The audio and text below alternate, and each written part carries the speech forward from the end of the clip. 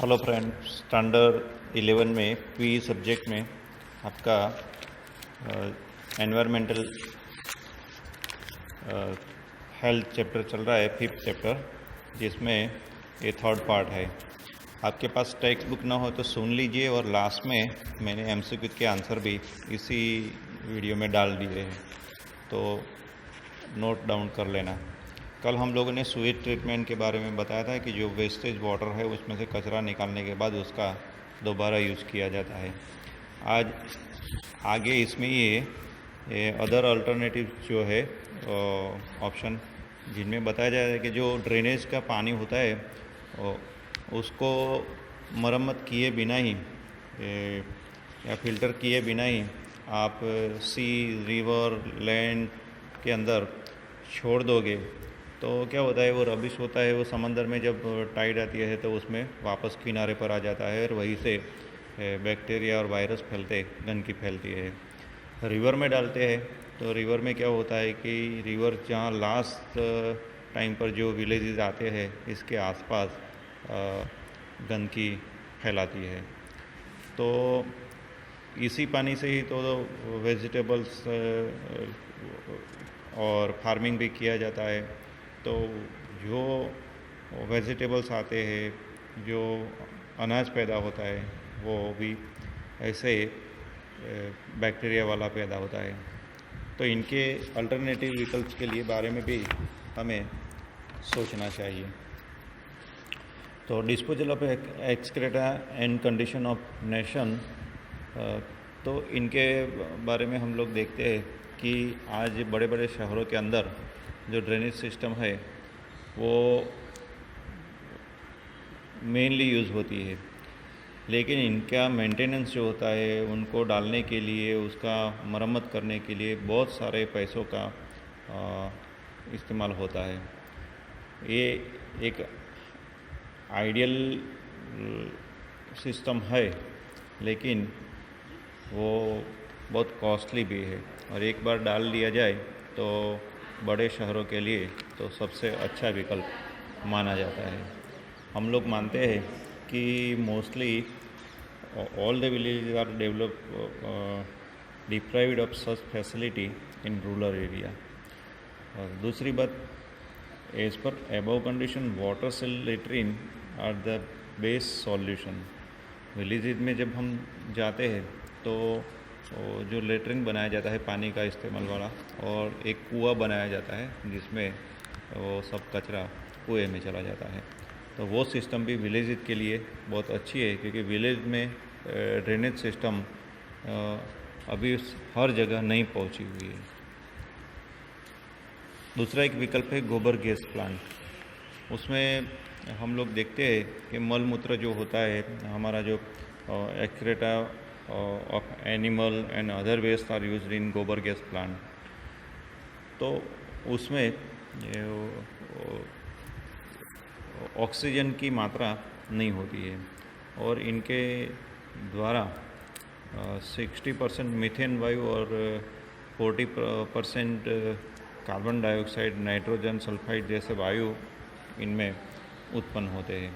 और वे अब मल मूत्र हो, प्राणियों का मल मूत्र हो, पोल्ट्री फार्म में जो कचरा पैदा होता है वो, मक्के का जो प्लांट होते हैं सड़े हुए, केले के पत्ते, और सब कुछ ऐसा डाल के उनसे गैस उत्पन्न किया जाता है।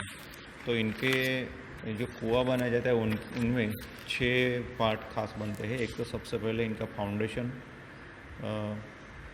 सेकंड आता है डाइजेस्टर, थर्ड आता है गैस कलेक्शन टैंक और एंड गैस होल्डर, फोर्थ आता है place of entering the new material, fifth passage ditch, and six exit valve for gobar gas pipeline, water trap and fitting.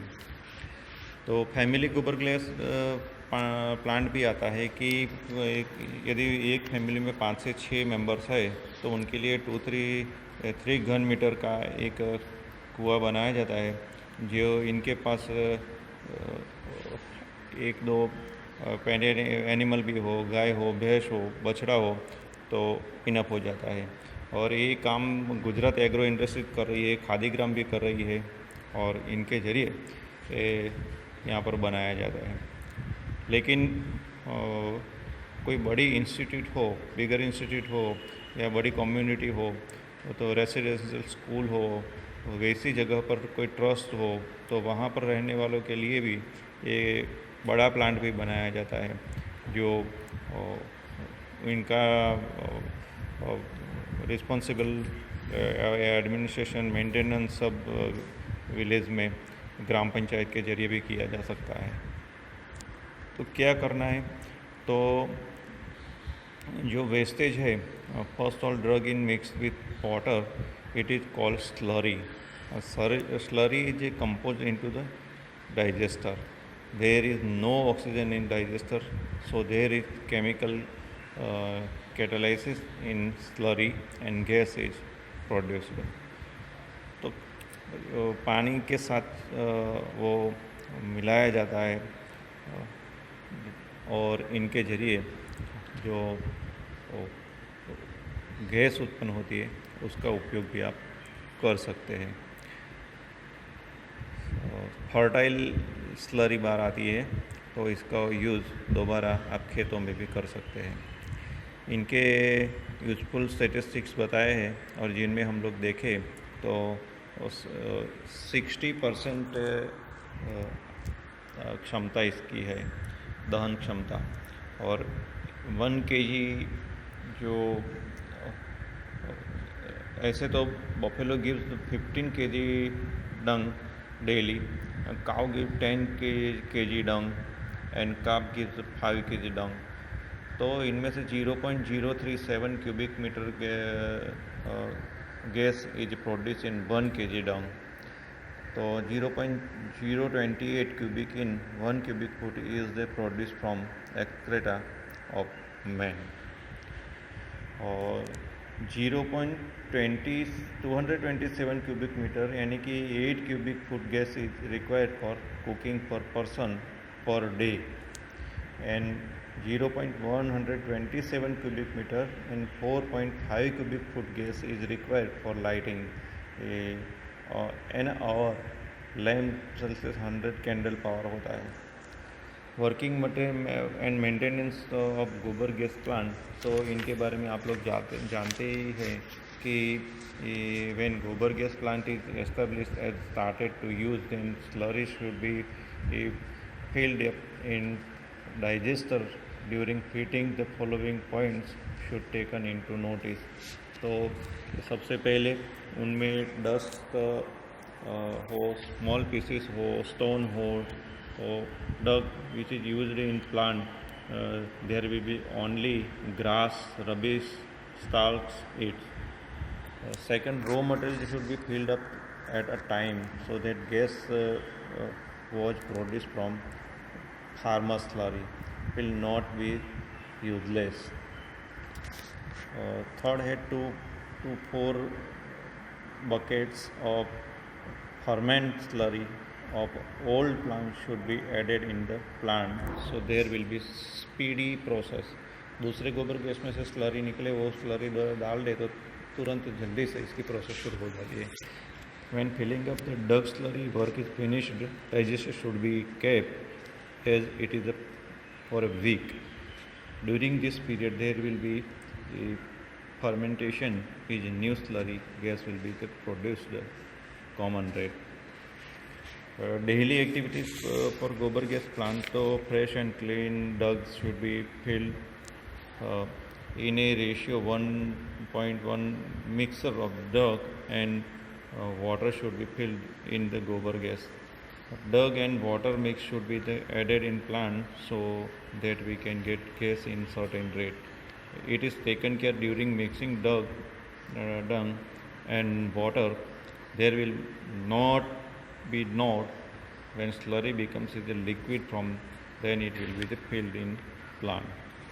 So prepare slurry is mixture tank, let be inactive for 10 to 15 minutes so the useless small substances will be in bottom part.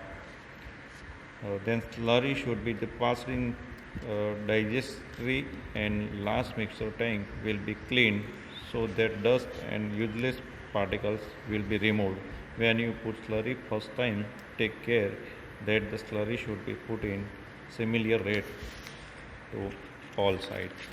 तो यहाँ पर इनका पूरा chapter ख़त्म होता है और MCQ जो दिए हैं वो नोट डाउन कर लेना। Thank you.